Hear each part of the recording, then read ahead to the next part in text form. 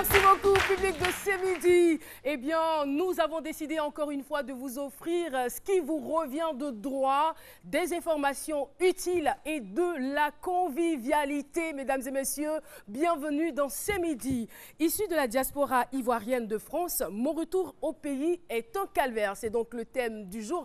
Et en attendant donc de développer ce thème, nous pouvons manifester notre joie parce que ce midi, c'est... Eh oui, c'est midi, c'est maintenant. Il y a toujours des étincelles dans cette émission. Il y a toujours de la magie dans cette émission. Et nous sommes toujours contents d'avoir un public aussi chaleureux. Mais public de ce midi, est-ce que vous êtes vraiment présent avec nous ici? Ah oui. Ça me rassure. Et puis avec moi en plateau, vous le constatez certainement, elle est là, la belle Zena Alissa Khalil. Hashtag Papato. Oui, hashtag Papato. Eh bien, comme tu peux le constater, aujourd'hui, on est jeudi. Et jeudi, on parle des faits divers et des faits insolites qui se passent un peu partout. Aujourd'hui, nous allons parler de 2 vaches au destin tragique. Nous allons parler de bébés. Et pour finir, oui, ça vient de partout les bébés cette semaine. Et nous allons aussi parler de virginité en vente. Ça sera pour tout à l'heure, donc ne zappez pas. Merci beaucoup, Alissa. Les téléspectateurs ne vont pas zapper. Ils vont vous retrouver au cours de cette émission. Et on est content de revoir avec nous Aloucine qui avait 2 petits problèmes de santé. Et voilà, tout va bien, n'est-ce pas, Aloucine? Oui, effectivement, très chère Caroline, je vais super bien, je vais wauement bien et j'aimerais remercier... Wauement bien. Assez de néologisme. Déjà, pour commencer, ce charmant public et toutes ces personnes qui m'ont laissé plein de messages pour me souhaiter prompt rétablissement, c'est trop gentil, vous êtes trop magnifique, je vous adore. Non, de rien, hein, c'est normal. Ouais, ils sont ce qu'on a fait, bon, c'est normal. Aujourd'hui, je vous propose, très chers téléspectateurs, de cuisiner avec un fourneau qui n'utilise ni charbon de bois ni gaz butane. Qu'est-ce que c'est? Qui l'a inventé? Quels en sont les avantages? Vous le saurez tout à l'heure, alors ne déconnectez pas. Eh oui, merci. Et son voisin direct aujourd'hui, c'est Boris. Odilon, comment ça va? Ah, Lucien, il me fatigue. Hein. Ah, voilà. Aujourd'hui, dans la chronique Haïti, nous allons parler de la voiture volante qui n'utilise ni gaz butane, ni charbon de bois, mais c'est une voiture qui arrive à voler. Et ce sera pour vous. À voler. Alors, ce qu'on va faire, on va associer les 2 chroniques pour en faire une seule. On peut le faire. Ça le fait? Ouais, ça Ok, il n'y a pas de souci. Donc, moi, je m'occupe de ton gaz butane. Et toi, tu prends mon véhicule qui vole. Ah, d'accord, vous avez commencé à vous tutoyer sur ce plateau? Non? Oui, il y a eu un trop plein de familiarité. Et donc, on se dit en même temps.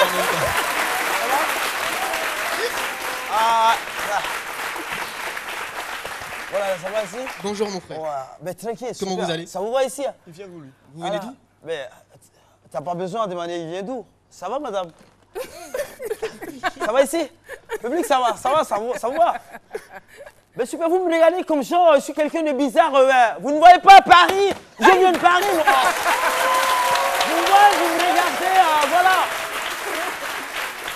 Mais là, vous me regardez comme genre, j'étais un sorcier, quoi. Mais alors, j'ai pas honte, moi, je viens de Paris. Ça va pas à Paris, je reviens à Abidjan. Oui, avec le look, on a remarqué. Avec le look. Mais là, ça va? Ouais, ça va. Ce qui est bizarre, c'est que vous me regardez, genre la honte, là c'est déchiré, ouais, là, ouais, je laisse, ça va pas à Paris, Paris est déchiré, c'est derrière, mais là j'avance à Abidjan, moi. Hein. Voilà, ici, c'est pas ça avec vous.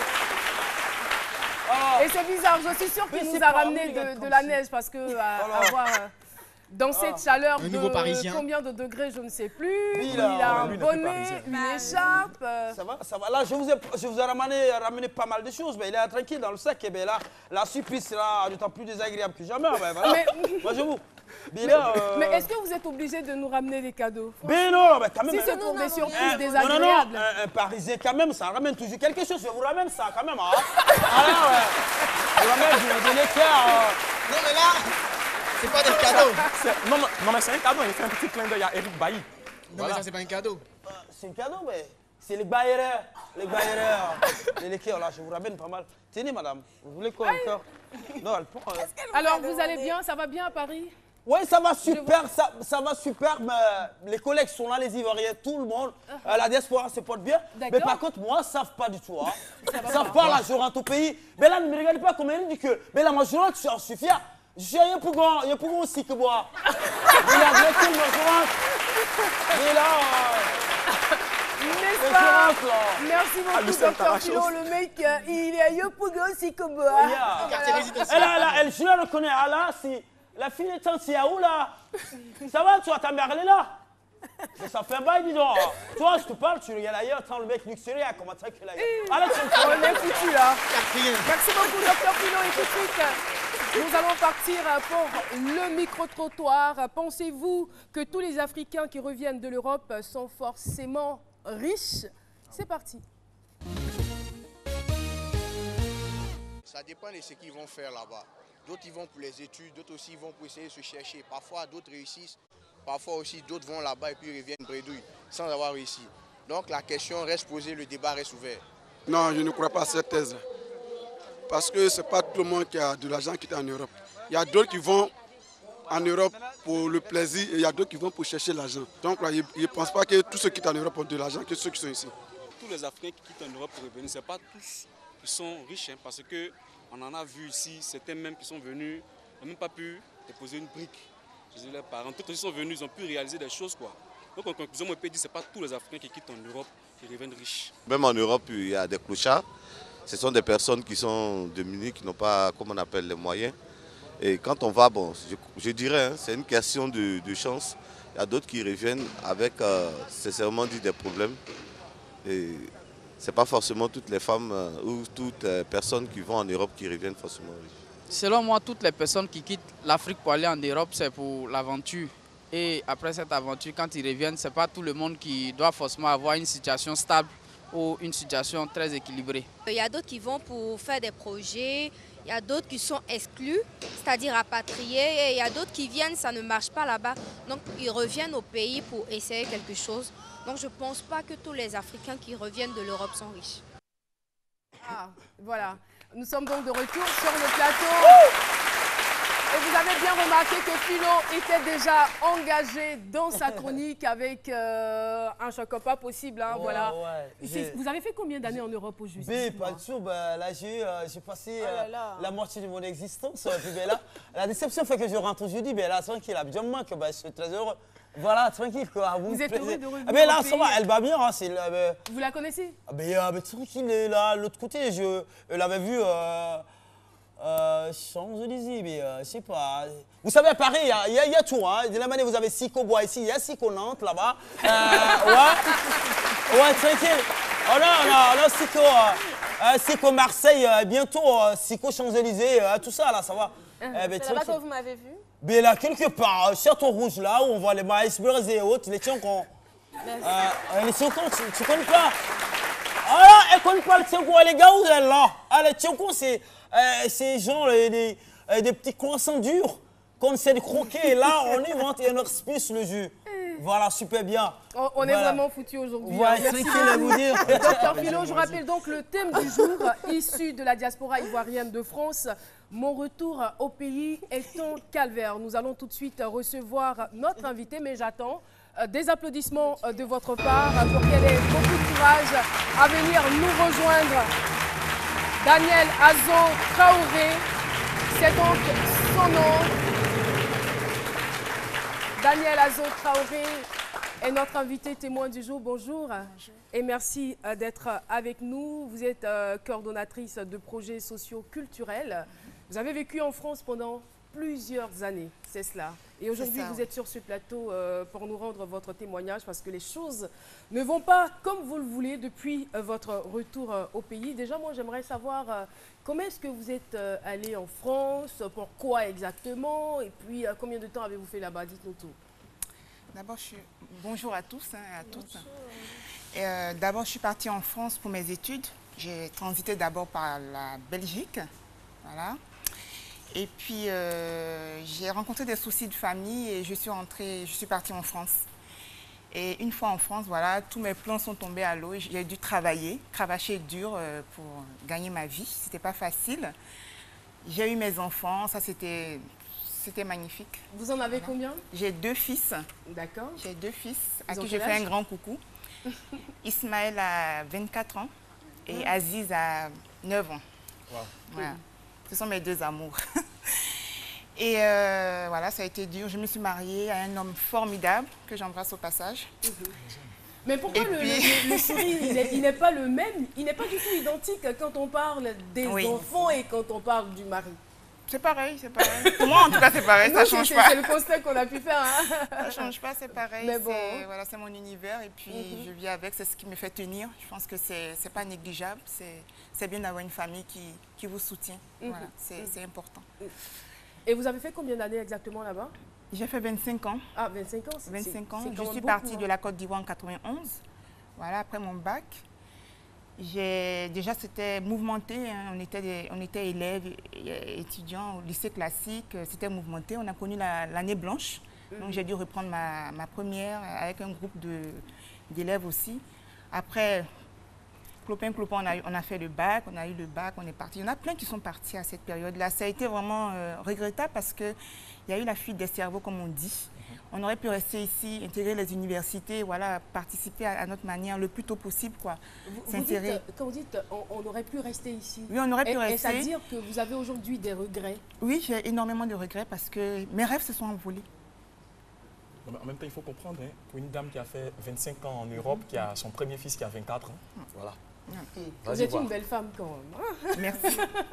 On ne dirait pas. Merci, merci. Vos rêves se sont envolés. En partant en France pour vos études, c'était quoi vos rêves? C'était quoi vos objectifs? C'était quoi vos ambitions? Mes ambitions, c'était de finir mes études et puis voilà, je rentrais le plus rapidement possible. La voix, s'il vous plaît. Voilà.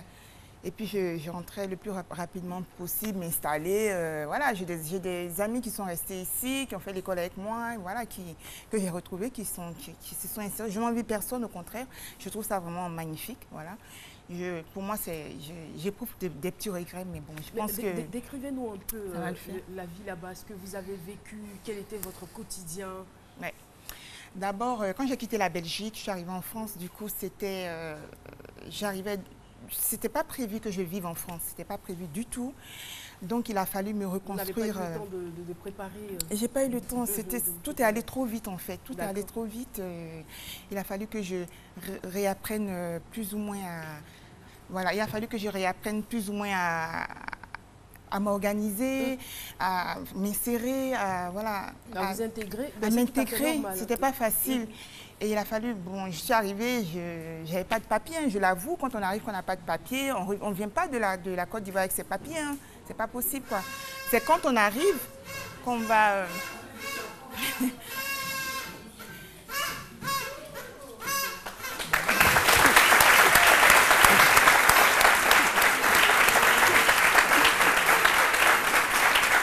Sincèrement, moi, j'ai toujours pensé qu'ils étaient normaux, ces animateurs de fréquence 2. Mais là, je me suis plantée, là. Voilà une Patricia Quadio. On peut les applaudir très fort, s'il vous plaît.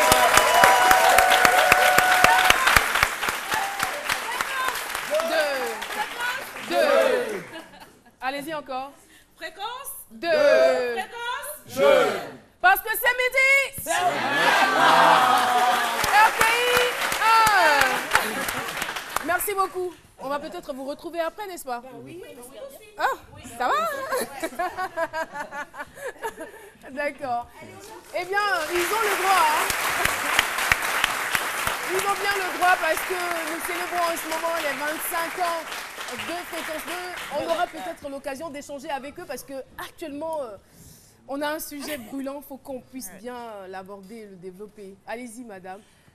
Donc après, on en était donc à votre vie oui, à ma vie en France, au début. Voilà. Il fallait que pour pouvoir vraiment s'insérer dans le tissu français social, c'est pas facile parce qu'il faut avoir ses papiers. Sinon, on n'existe nulle part. Voilà, ça vaut rien du tout. C'est difficile. Donc, au bout de 3 ans, j'ai pu obtenir mes papiers. Et puis, voilà, j'ai dû travailler. J'ai dû travailler pour gagner ma vie. Vous avez travaillé dans quel domaine? J'ai fait la nounou. J'ai fait la nounou pour gagner ma vie. J'ai fait un peu de secrétariat médical par la suite aussi. J'ai fait l'aide-soignante. Et j'ai terminé par faire de la coordination en action socio-culturelle. Voilà. vous avez eu quand même beaucoup de chance, hein. Je veux dire, il y a des personnes qui arrivent, qui n'ont pas de papier pendant de nombreuses années, oui, vrai, qui sont obligées de se cacher tout le temps. Et voilà, les choses ne sont pas du tout aisées. Mais là, vous avez vos papiers, vous avez un époux, vous avez vos enfants. On va dire que c'est vrai que c'était peut-être difficile, mais ce n'était pas aussi catastrophique. Alors, quelles sont donc les raisons qui vous poussent à rentrer au pays après 25 ans? Bon, après 25 ans, d'abord on a essayé une première fois avec mon époux. Et là, c'était en quelle année? De 99 à 2001, on a essayé de rentrer, mais malheureusement, on s'est heurté au premier coup d'État. Tous ensemble avec les enfants et tout? Avec mon premier fils, je n'avais pas encore le dernier. Donc, il y a eu le premier coup d'État. Voilà, donc toutes nos affaires à l'eau, voilà, on est reparti. On est reparti encore en France. Et puis cette fois-ci, on s'est dit, on faisait tout pour venir en vacances et tout ça. Donc on était très au parfum de ce qui se passait en Côte d'Ivoire. On suivait vraiment l'actualité en Côte d'Ivoire. Et on a vu qu'il y avait du changement quand même. Il y avait de la stabilité, la paix, l'économie qui repartait. Et là, on s'est dit, c'est le bon moment, on pense. C'est le bon moment parce que finalement, la vie... Dans un pays, il faut que la politique se passe super bien. Il faut qu'il y ait cette stabilité-là. Voilà, il ne faut pas qu'il y ait des crises, des tensions, machin et tout. Ça, sinon, tout va à volo. Tout va à volo et puis on se retrouve, on se met très, très, très en retard. Et bien là, depuis quelques années, c'est stable. C'est stable. L'économie repart. On est un PIB qui est très en hausse par rapport aux autres pays. C'est important. Il faut le signaler, il faut le souligner. C'est bien. Moi, je suis contente. Ça se passe super bien. Voilà. Et on s'est dit... Il serait peut-être temps qu'on rentre. Voilà, on s'est dit, c'est vrai, peut-être temps qu'on rentre nous aussi, pour porter notre petite pierre aussi à ce développement-là. Voilà. Je pense que les enfants de la Côte d'Ivoire aujourd'hui sont appelés à construire ce pays-là. Voilà, donc chaque Ivoirien, normalement, doit se dire à un moment donné, je dois aller aussi participer à cette construction-là, même ceux qui sont à l'extérieur. Et beaucoup comme moi le disent. On veut aller construire. Que c'est une décision qui a été prise sur un coup de tête? Jamais. Ça a été je ne fais jamais les choses sur coup de tête. Vous l'avez préparé? Je l'ai préparé longuement. Vraiment. Préparé longuement. Et pour moi, j'ai suivi les choses. Hein. Peut-être que j'ai vu de l'extérieur, peut-être que d'autres personnes m'auraient dit, mais non, Dani, tu aurais dû faire ça, ça, ça, ça. Mais pour moi, en tout cas, les choses, j'ai essayé de suivre les choses comme il fallait, pour que ce retour-là se fasse dans de très, très, très bonnes conditions. Je pose la question à dessein, parce que beaucoup de personnes ont été quand même étonnées d'entendre dire qu'une personne revient dans son pays et que cela constituerait pour elle un calvaire. Wow. Alors, qu'est-ce que vous mettez dans ce mot? Qu'est-ce que vous avez vécu à votre arrivée, à votre retour chez vous? On le dit souvent, on est mieux que chez soi. C'est clair. Ce que j'ai vécu ici, d'abord, je le souhaite à personne. Voilà. Je ne suis pas morte, c'est très bien. Mais voilà, quand on arrive avec sa famille, son fils et tout, et on se dit, bon, voilà, on a acheté une maison ici en 2007. On a acheté une maison ici. Et on s'est dit, bon, ce sera pour plus tard. Quand on va rentrer en Côte d'Ivoire, au moins on a notre maison, voilà, après le reste va suivre. Mais déjà, avoir un toit à soi, c'est très important, je pense. C'est clair. Voilà. Donc c'est ce qu'on a fait. Après, comme on ne vivait pas ici, on a confié la gestion de cette maison à une agence immobilière. Tout se passait bien, il n'y avait pas de soucis. Vraiment, c'était réglé quand on venait en vacances, ils nous faisaient le point. Il n'y avait pas de problème à ce niveau-là. Les virements étaient faits? Sans problème. En temps et en heure, il n'y avait vraiment pas de problème. Sur ce point-là, je n'ai rien à dire. Mais c'est quand on a annoncé qu'on devait rentrer en Côte d'Ivoire définitivement, on s'y est pris au mois de janvier 2016. Donc j'ai dit, bon, il va falloir qu'on fasse ces choses dans les normes. Avec mon époux, on a appelé le gestionnaire, on lui a expliqué la situation, qu'il était temps qu'on a envie de revenir au pays, voilà. Il a dit, OK, bon, voilà les démarches que vous devez faire pour pouvoir accéder à votre bien. Donc, on a fait ce qu'il nous a demandé on a tout fait dans les normes. Voilà, vous faites une lettre à moi, une lettre au locataire que nous on va transmettre, vous signez tous les deux. On a tout fait. On a transmis au monsieur, au gestionnaire. Après, c'était le calme plat. Bon, nous, on faisait nos petites affaires, hein, les démarches pour revenir. On contacte le transitaire, on contacte une entreprise en France pour transporter nos affaires sur le bateau et tout. Voilà, on fait les démarches qu'il faut, quoi. Voilà. On explique, on prend le temps d'expliquer aux enfants que oui, on va partir, machin et tout, parce que c'est des périodes difficiles pour les enfants aussi. Voilà, on était dans cette dynamique-là, quoi, de départ. Et puis je dis à mon mari, quand même, au mois de juin, je dis, peut-être serait temps quand même d'appeler ce monsieur pour savoir un peu si les choses se passent comme on veut. L'avancer des démarches. Voilà. On appelle le gars de l'agence, il nous dit, bah, écoutez, non, il n'y a rien qui est fait parce que apparemment vous avez dit au monsieur qu'il pouvait rester dans la maison. Ah bon, d'accord. Qui vous donne cette réponse-là? Bah, c'est le directeur de l'agence qui nous donne cette réponse. Voilà. Je dis, ah bon, on a écrit un mot pour dire au locataire qu'on ne veut plus revenir ou bien qu'on lui a dit de rester. Non. Mais bon, c'est sa parole contre la vôtre. Voilà ce qu'il nous a dit. C'était choquant quand même. J'ai pas compris ce qui s'est passé. J'ai pas compris. Et comme on était bien décidé à rentrer, on a continué. On s'est dit, bon, c'est pas grave, quand on arrive à Abidjan, on va voir ce qui va se passer. Parce que de loin comme ça, c'est pas évident. C'est pas évident. Du coup, on est venu. Bon, avant, on a pris le soin d'appeler quelques amis pour dire ce qui se passe et tout. Ils nous ont dit, mais venez. On a un ami très cher d'ailleurs, qui nous a beaucoup soutenus, qui continue de nous soutenir. Des amis, hein, il n'y en a pas qu'un seul, à qui je dis merci, grand merci. Nos familles aussi qui nous soutiennent aussi, hein, à leur manière. Voilà, il faut les souligner.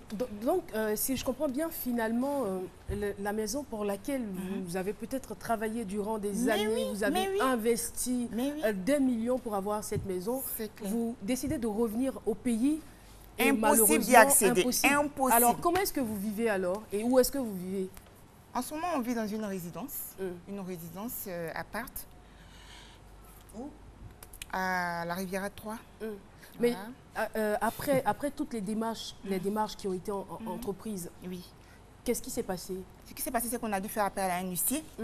Voilà, on a fait appel à un huissier. Donc, on a repris toute la procédure depuis le début. On lui a signifié un nouveau congé en validation. Voilà, de 3 mois. Donc, normalement, il s'expire le 10 décembre. On espère vraiment qu'il va partir. Donc, vous êtes là depuis le mois de juin? Non, depuis le mois d'août. Depuis le mois d'août. Mais on a commencé les démarches. C'est depuis le mois de juin qu'on sait qu'on ne peut pas donc, août, septembre, octobre, et là, nous entrons dans le mois de novembre. Ce qui veut dire que pendant tout ce temps, vous êtes en résidence, vous êtes obligé de payer la résidence. On sait un peu comment ça se passe ici. Hein. C'est cher. C'est des frais qui n'étaient pas du tout prévus. Pas du tout prévu. Ça dépend du quartier, hein, sinon il faut des résidences de elle a dit à la Riviera 10 000 francs, 6 mois. Ça dépend, voilà. On a pris ce qui nous est tombé sous la main. Et là, je veux dire, ça vous met d'abord dans quel état et dans quelle situation? Puisqu'apparemment, vous ne supportez pas ce qui se passe. Je ne supporte pas. Je ne supporte pas toute cette arnaque qu'il y a autour de cette histoire. J'ai mal. J'ai mal parce que j'arrive dans mon pays, je ne suis pas à l'étranger. J'ai supporté des coups en France.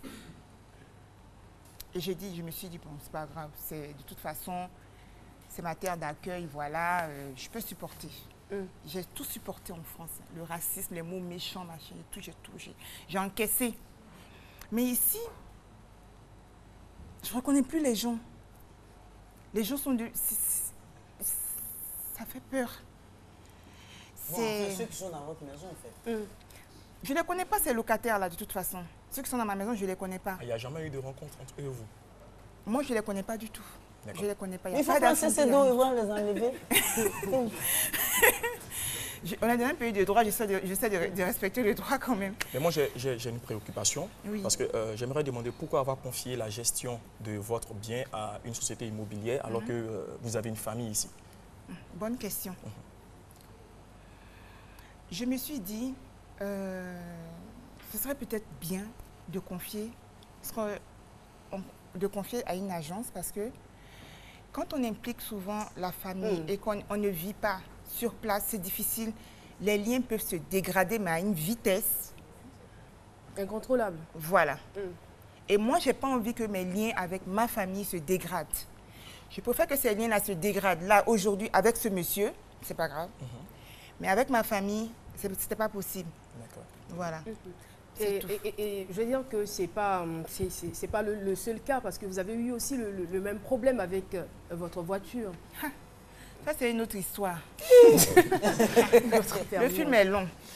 Alors, la voiture... On n'aura pas le temps, c'est juste pour que les téléspectateurs puissent alors, donc, on a fait venir la voiture aussi. On nous a dit, voilà tout ce que vous devez payer, comme frais de douane, on a tout payé, on a les papiers, on a tout. Mais à chaque fois, ah non, mais il faut 320 000 francs. Ça, c'est qui? C'est le transitaire. Non, il faut encore 100 000 francs pour ça. Ce matin encore, on nous a demandé 70 000 francs. Sinon, on ne nous rendait pas la carte grise. Est-ce que vous vous êtes vraiment, je veux dire, est-ce que vous vous êtes renseigné pour voir comment les choses, parce que de loin, ou pour quelqu'un qui n'est pas ici, parce qu'il y a beaucoup de taxes, il y a ceci, il y a cela, il y a plein de choses à faire quand on fait venir une voiture en Côte d'Ivoire. Je sais pertinemment. Ce qui s'est passé, c'est que je me suis adressée à ma cousine qui a fait venir ces voitures par cette entreprise-là. Et puis, avec elle, tout se passait bien apparemment, et puis avec moi, non. Avec nous, non. Voilà. Est-ce qu'il ne vaut pas la peine de conjurer le mauvais sort? Parce qu'avec la société immobilière, ça s'est mal passé. Avec les transitaires aussi, c'est pareil. Je me dis, mais c'est quoi le problème? C'est le problème? Ou bien c'est... Qu'est-ce qui va... Il y a quelque chose? Il n'y a pas de souci. Moi, je veux dire, peut-être à première vue d'œil, certains diront, mais ça, ce sont des difficultés que tout le monde connaît. Mais moi, j'essaie de me mettre à votre place. Et le fait d'aller en France pendant des années, on était parti peut-être juste pour des études et puis revenir dans son pays. Après, on se dit, il faut que j'arrive à me construire, peut-être pour soutenir la famille. Donc, on reste encore un peu plus longtemps. On fait 25 ans. Et là, on est certainement à bout de souffle et on se dit, on va retourner au pays. On va retourner au pays pour trouver du repos. Et quand on arrive, c'est la désillusion. J'imagine comment est-ce que la déception doit être encore plus grande à votre niveau. Mais laissez-moi vous dire, moi je veux vous dire aujourd'hui que c'est vrai que vous avez peut-être connu ces difficultés, mais vous aurez peut-être un petit temps de réadaptation. La Côte d'Ivoire est un beau pays. On n'a pas autant de stress qu'avant. Il y a beaucoup de possibilités, beaucoup d'opportunités, beaucoup d'issues. Et vous aurez le temps. Votre mari, vous me l'avez dit, est informaticien, réseau, et qu'il est très fort, il est très qualifié. Très fort. Donc c'est sûr que vous allez pouvoir, il va trouver du travail, vous allez pouvoir refaire votre vie. Alors là, très rapidement. Moi, je peux vous donner la confirmation et puis vous demander d'être un peu plus courageuse, de tenir. De toute façon, j'ai pas le choix. Et de croire, voilà. Merci beaucoup. Merci pour vos conseils. En tout cas, merci d'être venu partager votre témoignage avec nous. C'est votre ressenti, c'est ce que vous avez au fond de votre cœur que vous êtes venu partager avec nous. On espère que très tôt, la situation va se décanter. Merci beaucoup, Madame Traoré. Et bien de choses à votre époux. Hein. Je ne manquerai pas. Alors, dans quelques instants, voilà, on va remercier notre invité témoin du jour. Je rappelle son nom, Daniel Azan Traoré, coordonnatrice des projets socio-culturels. Elle a vécu en France pendant 25 ans et elle est de retour dans son pays avec son mari et ses enfants. Et voilà. Alors, dans les coulisses, il y a une autre dame, aussi charmante que celle que nous avons sur ce plateau. Eh bien, elle a été en Chine. Elle est de passage en Côte d'Ivoire. Petit indice, on la retrouvera dans la deuxième partie de cette émission. Mais pour l'instant, je vous invite à la pub et on se retrouve tout de suite. On veut encore plus de cadeaux. On veut des cadeaux. On veut des cadeaux. Votre souhait est exaucé. Toute la semaine, du 25 au 31 octobre, l'appel vers les numéros Move est cadeau de 15h à 16h. Avec Move, parlez, communiquez, profitez. Move, no limit.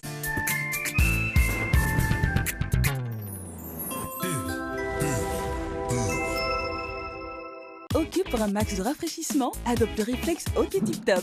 Découvre l'exopus du parfum tropical, la fraîcheur de l'orange, le bon goût de l'ananas et l'espoir emporté dans un tourbillon de saveurs à seulement 200 francs CFA.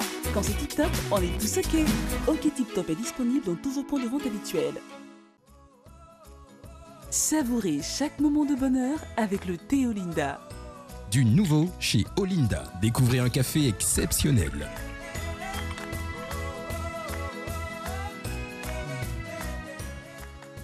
Olinda Pur Café.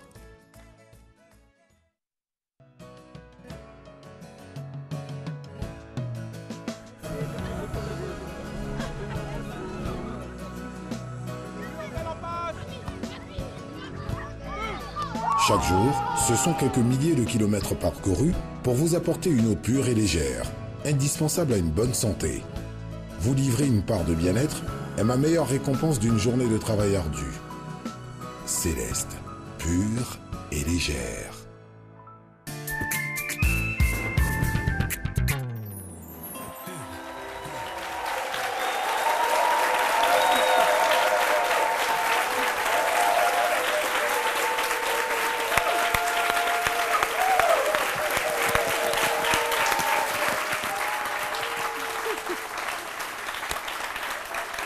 Et voilà, n'est-ce pas une belle façon de marquer ses 25 ans? Elle est mature, elle a l'âge de se marier. Merci beaucoup. Merci. Voilà. Docteur Philo. Et oui, nous sommes donc de retour sur le plateau de ce midi. Et je vais vous lire ce communiqué. Dans le cadre de Bonjour 2017, la RTI organise un casting pour dénicher de nouveaux visages d'humoristes. Rendez-vous ce samedi de 10h à 14h sous le chapiteau de la RTI, c'est à Cocody. Venez tenter votre chance, sait-on jamais, n'est-ce pas? Alors nous allons retrouver tout de suite Boris Odilon qui a commencé à nous parler de sa voiture volante. C'est parti. Voilà Caroline, comme je le disais, on va parler aujourd'hui de la voiture volante. C'est un concept assez, comme le dit Alucienne, waouh et ouf, une voiture qui arrive à voler. Alors on va faire un historique un peu rapide. Voilà, l'historique selon lequel l'homme a toujours voulu voler, imiter l'oiseau dans les cieux. Et voilà qu'à partir de 1903, les frères Wright ont mis sur pied le premier appareil motorisé qui arrivait à dompter le ciel. À partir de là, les hommes ont chaque fois travaillé. On est arrivé aussi au stade, on est arrivé à l'hydravion. L'hydravion qui est un appareil qui arrive à se poser sur l'eau et décoller aussi à partir de l'eau. À force de recherche, l'homme a voulu, avec l'avancée technologique, les nombreuses voitures qui sont sur nos routes et chaussées, avoir un appareil qui peut à la fois rouler, comme on le dit, et voler. Voilà, tout est parti, cette idée de voiture volante. Aujourd'hui, je vais citer quelques noms. Hein. Par exemple, il y a eu l'autoplane, l'aérobile, l'airfibian, l'aérocar, l'aéroto, l'Ave-Misard qui a été conçu et dont le concepteur est mort lors d'un essai en 1973. Oh là là, ça a créé un petit bémol au niveau des scientifiques. Et c'est à partir de 2009 que des scientifiques de la Silicon Valley ont réfléchi, des jeunes startups, ont réfléchi et ont développé ce nouveau modèle de voiture qui arrive à voler. Il y a plusieurs sociétés qui donnent dans le même genre, mais aujourd'hui, on va vous parler plus de l'aéromobile. C'est quoi l'aéromobile? L'aéromobile, c'est un véhicule qui fait 6 mètres de long, qui a besoin de 200 mètres pour voler et dompter les airs. Il a été conçu en acier et avec des fibres de carbone. Vous allez me demander pourquoi des fibres de carbone. Justement. Voilà, des fibres de carbone parce que c'est un matériau qui est léger, mais qui est à la fois très résistant. Il est léger, mais résistant. Et la voiture volante aéromobile ne pèse que 450 kg. Lorsqu'on sait que nos voitures ici ont déjà des moteurs qui vont jusqu'à 200 kg, voilà, ne pèse que 450 kg et peut prendre à son bord jusqu'à 2 personnes. Le pilote et un passager. Je voudrais que vous puissiez dire seulement 2 personnes. Ah non, mais jusqu'à 2 personnes. Parce que vraiment, un véhicule qui va voler, avoir plus d'une personne, c'est déjà un peu risqué. Donc voilà, mais moi, j'ai raison pour laquelle je parle de c'est une voiture qui vole, c'est une voiture. Mais quand à la voir, ici, on a l'impression que c'est un avion, tout ça. Quelle est la différence entre la voiture volante et voilà, déjà, c'est un appareil volant qu'on voit? Oui, c'est l'avion qui est là et c'est où est son côté voiture? Heureusement qu'on a la vidéo qui va nous prouver que c'est une voiture. L'appareil de 4 roues déjà. Est-ce que vous avez déjà vu un avion avec 4 roues? L'avion, c'est Ne me regarde. Je veux dire, moi, ce que je veux savoir, en dehors des prouesses technologiques que font tous ces scientifiques, je veux dire, au-delà de cela, c'est quoi l'avantage de cet appareil? L'avantage, c'est qu'aujourd'hui, on est arrivé... Merci. Voilà. Déjà, lorsque je vais vous donner le prix de cet appareil qui va sortir à partir de 2017, vous allez comprendre l'avantage. L'appareil va coûter environ 1 million d'euros. 1 million d'euros converti en francs CFA, ça fait 655 millions de francs CFA. Ce n'est pas donné. C'est pas donné. C'est pour dire que c'est un type d'appareil qui est adressé à une cible précise, les hommes d'affaires, qui très souvent se retrouvent dans des bouchons énormes. Il est mieux d'avoir un véhicule qui fait 6 mètres de long, qui a ses ailes d'une envergure de 8 mètres, mais qui peuvent se rétracter. Lorsque vous êtes pris, comment on appelle? Aujourd'hui, on a des applications qui nous permettent de savoir s'il y a un bouchon ou pas. Lorsque vous savez que vous allez être pris dans un bouchon, vous prenez votre aéromobile, vous sortez de la maison. Au bout de 200 mètres, l'appareil arrive à voler. Vous arrivez tranquillement à destination, au sommet de votre building au plateau. J'imagine déjà... La vie est belle. La vie, elle est tellement belle avec la science. Un Woro volant, un Baka volant. Là, il n'aura pas besoin d'un... Vraiment, il faudrait qu'on applaudisse Philo parce qu'il est allé plus loin. Vous savez, les Occidentaux, dans leurs recherches, ne se limitent pas au présent. Ils pensent au futur. Voilà. Je vous ai présenté lors de ma première émission le véhicule autonome. Et la même société qui est en train de concevoir les taxis autonomes est déjà sur le projet de voiture volante autonome qui pourra se déplacer comme le taxi. Vous serez chez vous à la maison. Oui, c'est cela. La voiture volante vient vous trouver, elle vous descend à destination. Et c'est pour très bientôt, à partir de 2017, les premiers prototypes. Il va falloir songer à avoir un peu plus de place. Hein. Ça va nous faciliter la tâche. Ça va venir. Merci beaucoup, Boris Odilon. Et voilà, nous allons tout de suite retrouver Zena Alissa pour sa chronique #Bakpato. C'est parti.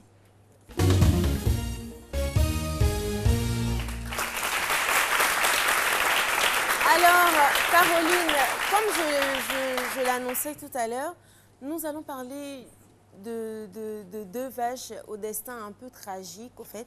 Il s'agit d'un jeune homme de 19 ans qui a abusé de 2 vaches jusqu'à ce que mort s'en suive. Un autre malade.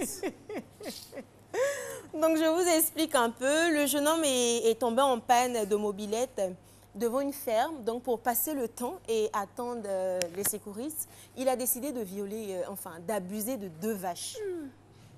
La mobilette est tombée en panne? Oui, devant une ferme, au fait. Insolite. Donc, pour attendre les secours, il a vu 2 vaches là, ça y est. Il allait abuser des 2 vaches. Moi, j'ai une petite question. Mais si c'était des vaches volantes, les vaches allaient voler.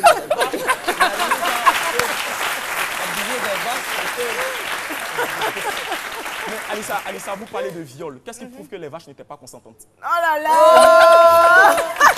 Il a pas compris. Non, mais c'est tout un processus. Hein. Vous devez pomper. C'est tout un processus. Non. Il a abordé les vaches, il a su employer le bon langage et puis bon. Jusqu'à ce que ne parle pas les vaches. Non, mais c'est chaud. Moi, j'en veux pas aborder. En fait, tu parles de technologie, la technologie avancée, voiture volante. Donc, quand c'est comme ça, ses intentions sont avancées. Donc, comprenez sa réaction. C'est quelqu'un, lui, un peu... Voilà. D'accord. Et le mardi, au fait, les juges ont décidé d'annuler sa condamnation de 18 mois de prison. Ils vont plutôt l'interner, au fait, parce que ce n'est pas sa première fois. Il a déjà abusé de son petit frère de 14 ans. Voilà. Donc, franchement, il faut de tout pour faire un monde. Hein. Non, mais c'est tout, là, franchement. C'est pas bon pour c'est tellement choquant. Mais il y a des femmes... Bon, c'est chaud, c'est compliqué. Ne parle même pas de ça, bon même. Bon, c'est chaud, c'est chaud. Vraiment, c'est grave. Si c'était chez nous, on avait dit qu'elle est tini, mais comme c'est pas chez nous. Oui, on va pour le deuxième point. Le samedi dernier, une habitante de la région de Argès a découvert un truc un peu extraordinaire quand elle surfait sur le Bon Coin. Il y avait au fait une publication assez extraordinaire, bébé à vendre avec un doudou qui pue. Donc la dame, très tôt, elle est choquée. Elle essaie d'appeler la gendarmerie, au fait, qui prend cette histoire très au sérieux. Donc, ils font des recherches et ils trouvent, au fait, ce monsieur-là qui a posté cette mauvaise blague. Et lui, pour se défendre, il dit juste qu'il a essayé de faire une mauvaise blague à son pote. Toi, tu veux vendre l'enfant de ton ami pour lui faire une blague? Non, je comprends pas. C'est complexe. Oui, c'est quand même complexe. Donc, tu as ta famille, le monsieur, il a sa famille. Et tu prends l'initiative, au fait, de faire une photo de l'enfant que tu postes sur Internet comme avec pour légende bébé à vendre. Ça... Juste une blague. Ça fait quand même tiquer.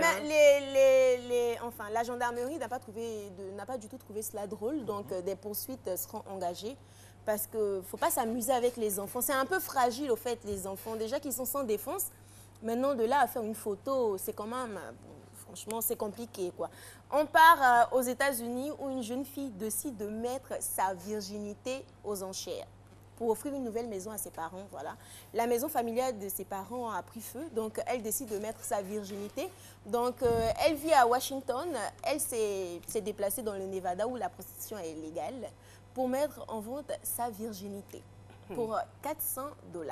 400 000 $. Oh! Vous êtes intéressé? Je ne comprends pas très bien la réaction. Est-ce que vous êtes intéressé? Est-ce que vous seriez intéressé? Je ne sais pas, parce que c'est rare de voir ce genre de choses sur nous. Bon, peut-être la réaction... Comprenez-moi les gars, je sais pas. Ça va pas là. C'est tout pour les faits divers et les Merci beaucoup. Merci beaucoup. Eh bien, on l'avait annoncé. Elle était dans les coulisses. Eh bien, elle s'apprête à nous rejoindre ici en plateau. Elle est directrice des relations publiques de la zone francophone d'une compagnie de distribution de chaînes TV et ancienne présentatrice du journal télévisé de la CCTV. C'est en Chine. Madame Raïssa Gironda est notre invitée surprise du jour. Raïssa Gironda. Ah, on est tellement content de la recevoir sur ce plateau. Bonjour et bienvenue. Elle est d'origine guadeloupéenne et voilà, elle a eu la chance d'aller en Chine. On veut savoir, pour ceux qui n'ont pas encore visité la Chine, qui n'ont pas vécu en Chine, qu'est-ce que vous direz, vous, de ce pays? Bouleversement pour moi, parce que je ne m'attendais pas du tout à voir un pays aussi développé. J'ai grandi à Paris, et à Paris, dans les médias occidentaux, on nous montre souvent une Chine un peu traditionnelle, pas développée, avec des gens sur des vélos, partant dans les rizières avec des petits chapeaux. Voilà. Donc moi, j'ai grandi avec cette image. J'ai grandi avec cette image, et lorsque je suis arrivée en Chine pour du tourisme, je me suis rendu compte que ça n'avait rien à voir. Vraiment une Chine développée, une Chine qui travaille. Et je pense que c'est le pays de l'avenir, donc c'est ça qui m'a intéressée pour pouvoir y rester. Tout comme la Côte d'Ivoire, hein. La Côte d'Ivoire aussi, c'est le pays de l'avenir. Mais ce qui est un peu curieux, c'est que vous ne partiez pas en fait pour travailler, parce que vous m'avez confié que c'était pour du tourisme. Et là, vous vous retrouvez après présentatrice du journal.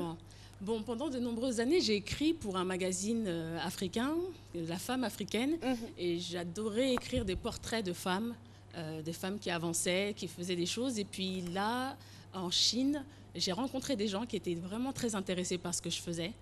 Et à partir de là, ils m'ont proposé de mettre en avant cette communauté africaine qui entreprenait en Chine, qui faisait bouger les choses. Et c'est de là que j'ai accepté d'être cette voix africaine. Voilà. Alors, qu'est-ce qui justifie donc votre présence aujourd'hui en Côte d'Ivoire? Je suis en Côte d'Ivoire pour faire partie de cette révolution numérique qui est en train de s'installer actuellement. Il y a une société chinoise actuellement qui s'est implantée en Côte d'Ivoire et qui distribue des chaînes de télévision numérique. Et le leitmotiv, c'est de permettre à chaque famille ivoirienne de pouvoir bénéficier de la télévision numérique à un prix très abordable. Et moi, je suis vraiment partisane de cela. Je suis pour l'accès à l'information à tous. Et voilà la raison pour laquelle je suis aujourd'hui, pour pouvoir prêter main forte à cette équipe. Et quelle est la différence que vous faites entre... On n'a pas envie de vous laisser partir, hein, là il est l'heure. La différence que vous faites entre les télévisions en Chine et les télévisions africaines, je dirais. Chacun a sa propre perspective, sa propre vision du monde. Les télévisions africaines, bon, elles sont déjà très chaleureuses, je trouve. très chaleureuses. La télévision chinoise d'où je sors, c'est vrai qu'elle était très axée sur la politique. C'est la chaîne d'État, donc c'était très politique. Mais quand même, qui voulait mettre en avant une Afrique qui gagne. C'est la raison pour laquelle, en fait, j'ai travaillé pour cette chaîne. Donc, j'ai l'impression que quand même, il y a beaucoup de points communs entre les chaînes chinoises et les chaînes africaines Et moi, je actuellement. trouve que vous avez quelques points communs avec Marie-Josée Talou. Elles ont quand même un petit terme de ressemblance, hein, Marie-Josée. La sprinteuse, vous la connaissez? Oui, je la connais bien, je l'ai rencontrée, elle est venue à Pékin. Ah, Elle est d'accord. venue à Pékin, moi, justement, pour participer à une compétition. J'ai fait du sprint, en fait, pendant très, très longtemps. J'ai fait de l'athlétisme, voilà, à un niveau, au niveau D'où la national. ressemblance, voilà. Mais Marie-Josée Talou, vraiment, je suis vraiment très, très fière d'elle, ce qu'elle fait pour la Oh là Côte là. d'Ivoire. Et c'est nous super. aussi, hein. Merci beaucoup. J'ai une petite question. Merci Raïssa, Girondin. Malheureusement, on est obligé de la laisser partir.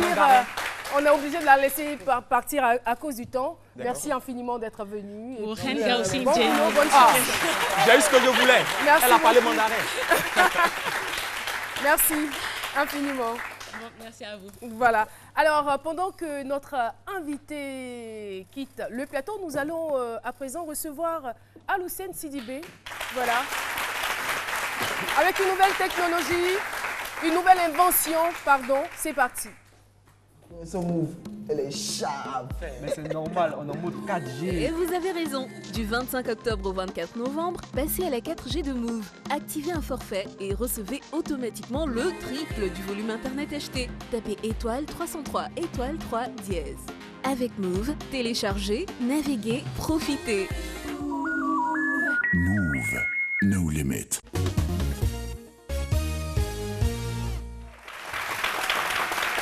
Et donc le fourneau solaire, comme je le disais à l'entame de l'émission, et donc qu'est-ce que c'est le fourneau solaire? C'est une alternative aux méthodes traditionnelles de cuisine qu'on utilise, notamment celles qui utilisent le charbon de bois ou le gaz butane. Il faut dire que ce fourneau est constitué de 4 éléments principaux qui sont déjà la plaque solaire, donc le panneau solaire, qui va jouer le rôle de capteur d'énergie solaire. Donc, va capter l'énergie du soleil et va le rediriger vers la batterie. Une batterie qui sera associée à un convertisseur d'énergie. Donc, un convertisseur d'énergie qui va convertir les 12 volts du panneau solaire en 220 volts le courant domestique. Et courant domestique qui va aller alimenter le fourneau solaire qui vous permettra de concocter de bons petits plats, de merveilleux petits plats. Ici, Mais je le trouve quand même tout petit, hein, ou Oui. c'est juste un échantillon. là, nous sommes en présence d'un prototype parce que la version finie et commercialisable sera dotée d'un propre panneau solaire, panneau solaire portable, un mini panneau solaire avec un écran pour jauger l'énergie qu'il nous restera. La batterie pourra être d'une autonomie de 2 jours, donc de 6 plats quand on fait la conversion selon l'inventeur. Pourquoi ne pas attendre la finition? Parce que, très cher Philo, il faut donner Mais elle marche quand même. Oui, elle marche, elle fonctionne. Ouais. Aujourd'hui, nous sommes là pour le test de la présentation. Tu me laisses terminer, s'il te plaît. Vous me laissez terminer, s'il vous plaît. Et donc, Au moins 3 mois pour s'adapter. Au moins je 3 pense, mois. hein.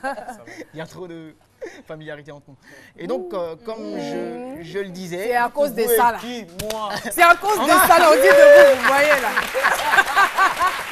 Parce que justement, il y a trop de familiarité, donc on demande de se vous voyez par respect pour le téléspectateur. Donc, ne nous ramenez pas cela. On va y arriver. Oui. Et donc, très cher Philo... Je vais y arriver, nous y sommes déjà. Ils vont me laisser terminer ma chronique. Oui, allez-y, allez-y. Et donc, très cher Philo, je vous disais comme ça que... Je vous disais comme ça que elle aura une autonomie, le fourneau, il aura une autonomie de 2 jours, donc de 6 plats. Et donc, c'est l'idée ingénieuse d'un inventeur qui est avec nous en plateau, que j'aimerais que on vous peut le saluer observiez. rapidement. Les Monsieur Sidibé Bakary, il est avec nous, merci de l'ovationner. Salut Sidibé. Et donc... Non. C'est Oui. Et donc, pour répondre à la question de très cher...